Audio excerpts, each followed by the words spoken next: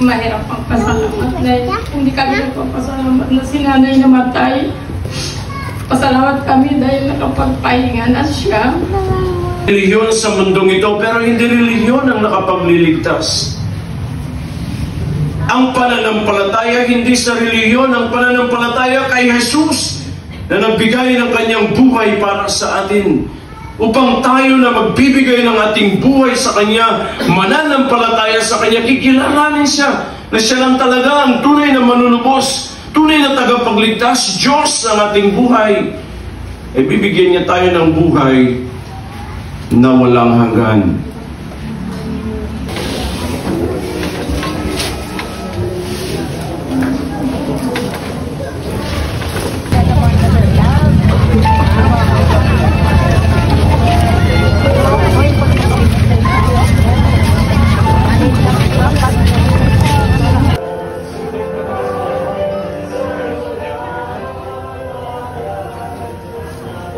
Hindi masyadong mataas kasi.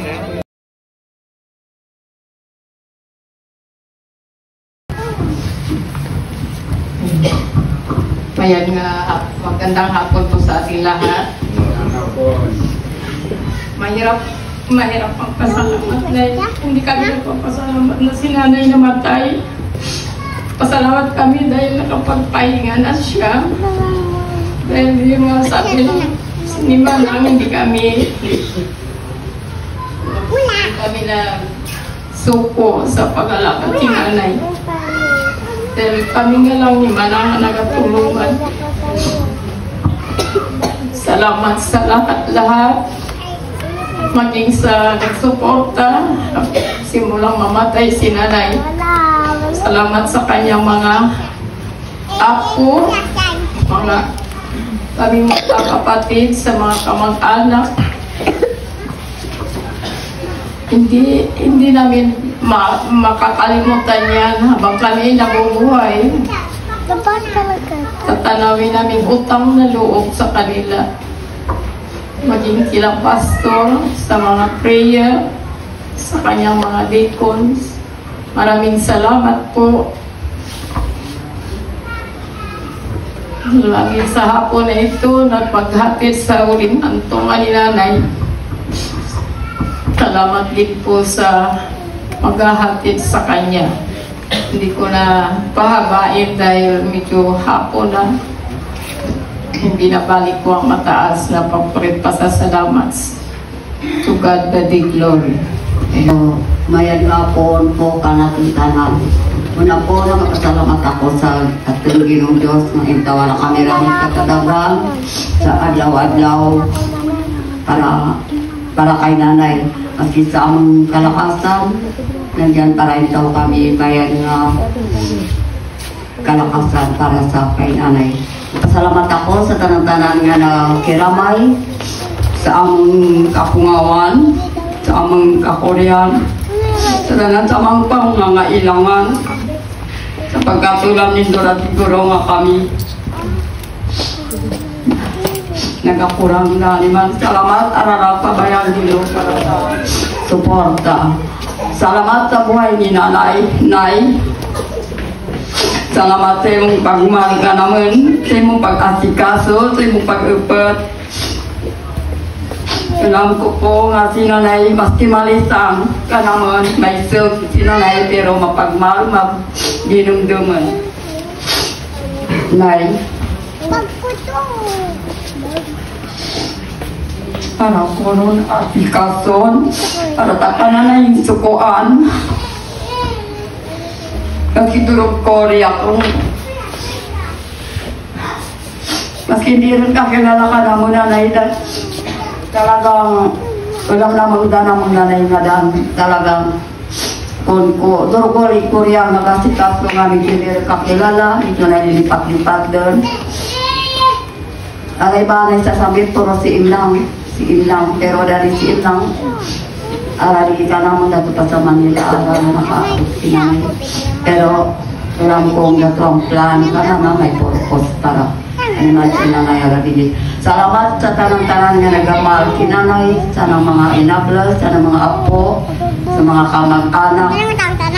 nga nagamat kinalay. Alam ko matamang nagamat kinalay. Salamat sa inyong pangnakinalay. Pero alam daw ni kuwan sinalay hasta sa huling antungan. Salamat din naman mayad nga po na yung tangan to God be the glory. Sa inyong mga salita. Alam namin, Lord, ang kamatayan ni Lula ay hindi po katapusan, kundi ito po ang pasimula ng kanyang pamamalagi dyan sa inyong pong kaharian sa langit at pagkakaroon, Panginoon, ng pamumuhay na walang hanggan. Dyan po sa inyong kaharian sa langit. Salamat po, Panginoon, sa inyong mga salita na siyang aming pag-asa sa pagdating ng kamatayan sa aming mga buhay. Ang mabuhay ay para kay Kristo at ang mamatay ay pakinabang. Sana po mga minamahal sa Panginoon, kung darating ang kamatayan sa ating buhay, dapat nasabi natin, ang buhay ko para kay Kristo lang talaga. Dapat ang buhay natin ay ipinamumuhay natin para kay Kristo. Sa pagsunod kay Kristo, sa pagsunod sa kanyang mga salita, sa kanyang kalooban. Dahil tayo nanampalataya sa kanya bilang ating Diyos at ating tagapagligtas. At ang ating kamatayan ay isang kapakinabangan dahil alam natin tayo ay patutungo sa tahanan ng ating Diyos sa langit. Sa mga payo na po sa tabang sa kalaysaran. Sa mga pagtitinay sa Ginoo, mga minamahal sa Panginoon, hindi po sukatan ang haba. Salamat sa Ginoo, si Lula malabog din, pero yung iniwanan po niya talagang nagmarka. May marka, na iniwan sa buhay po ng bawat isa. At I believe sa buhay po ng pamilya. Andan po, no? Sa family, sana po sa family, yung pong iniwanan sa inyo ni Lula Unding, ay huwag niyo pong kalilimutan. Pag nasalba, sirit kay Lula Unding, diya ako mga, anong tawag din? Tudlo. Tama, tudlo? Pura kita niya po yun. Medyo kita nadjalin sa ibang bansa. Ang mga tudlo ba, diya, puro niya siguro mga nasalba. Pag nasalba ako, elementary high school, kami pa high school doon, pero di ako mag-basketball. Mga dali sa pagpurok, salba naman, malang si Lula Unding, dinala niya mayroon. Yeah, sirit ki Lula Unding, ala, awi na ni Lula Unding, papatiyib-tiyib na lang ko na, kwento-kwento. Ayaw mo na yun na po. Undiya ba, nakarotak mo, sige. Kwentuhan ako lang may nakwentuhan. Gulpin niya ng buhay doon. Ayos nun. Salamat sa Ginoo. Marak na natabangan. Amen, mga bugtitinay. Marak na natabangan. Hindi ko alam po siya. Kung maran nakabalik, ilam ko kung ano rin dyan. Tigil may akong kwandigin na lang.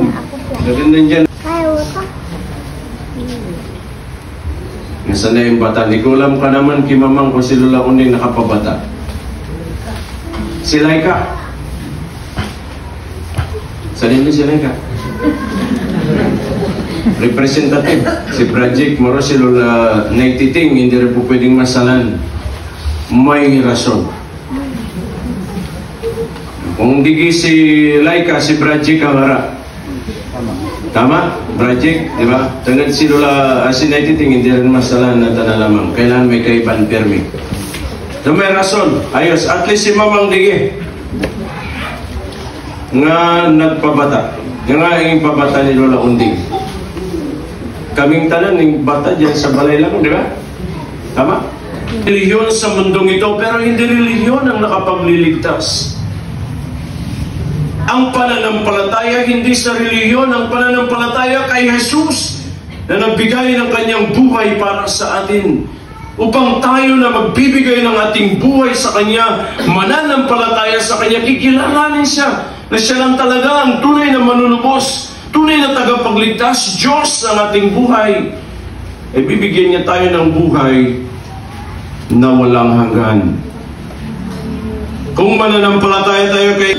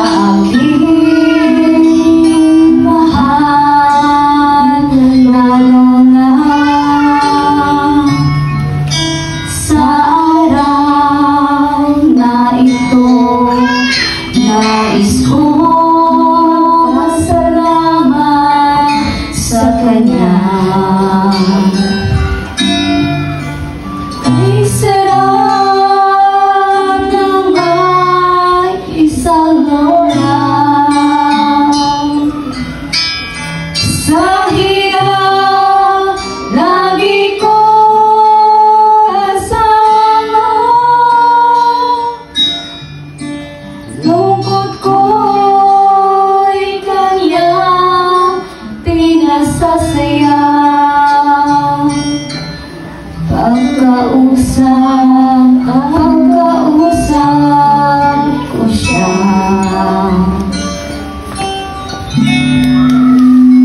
Salamat sa may kapal at ako'y mayroong isang lola. Nagmamahal, nagdarasal, dumaramay sa akis at ina. Kaysa lang may isang lola, sa hirap lagi kong kasama. Lungkot ko'y kanyang pinasasaya. Pagkausap ko siya.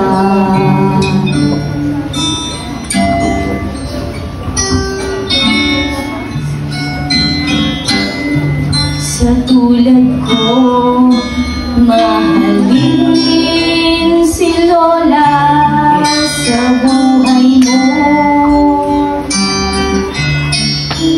Sundin mo ang payo niya, huwag nang hintayin mawalay pa siya. May sarap naman isang lola. Sa hirap lagi kong kasama. Lungkot ko'y kanyang pinasasaya. Pagkausap ko siya. Sarap ng may isang lola. Sa hirap lagi kong kasama. Lungkot ko'y kanyang pinasasaya. Pagkausap